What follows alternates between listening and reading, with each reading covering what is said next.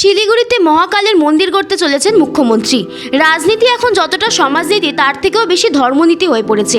একজন রাম মন্দির বানালে আরেকজন জগন্নাথ মন্দির বানাবে, এটাই স্বাভাবিক। আবার ভরতপুরের বিধায়ক হুমায়ুন কবির বলেছেন তিনি মুর্শিদাবাদে বাবরি মসজিদ বানাবেন। এই প্রতিযোগিতা চলতেই থাকবে। এবার দার্জিলিং জেলার শিলিগুড়িতে মুখ্যমন্ত্রী বানাতে চলেছেন মহাকাল মন্দির। গত বৃহস্পতিবার কলকাতায় ফেরার আগে মুখ্যমন্ত্রী মমতা বন্দ্যোপাধ্যায় জানিয়েছেন দার্জিলিংয়ের ম্যালের মহাকাল মন্দিরের মতো সমতলে নতুন একটি মহাকাল মন্দির গড়তে চান তিনি। শিলিগুড়ির আশেপাশে তার জন্য জমিও দেখতে বলে দিয়েছেন। মুখ্যমন্ত্রী জানিয়েছেন ওই মন্দিরে থাকবে সবচেয়ে বড় শিব মূর্তি।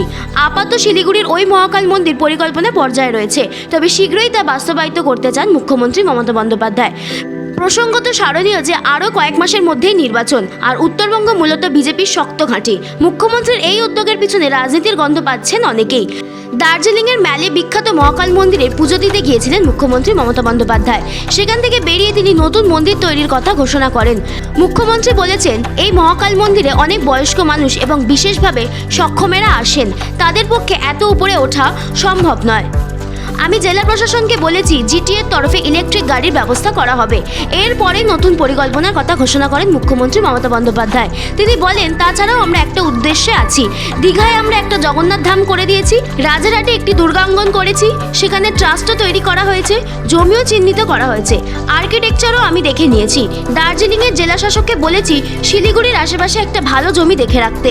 সেখানে একটা কনভেনশন সেন্টার করা হবে, তার পাশেই একটা বড় মহাকাল মন্দির করব। সেখানে সবচেয়ে বড় শিব ঠাকুর তৈরি করব। Shashwati Chatterjee report, target news.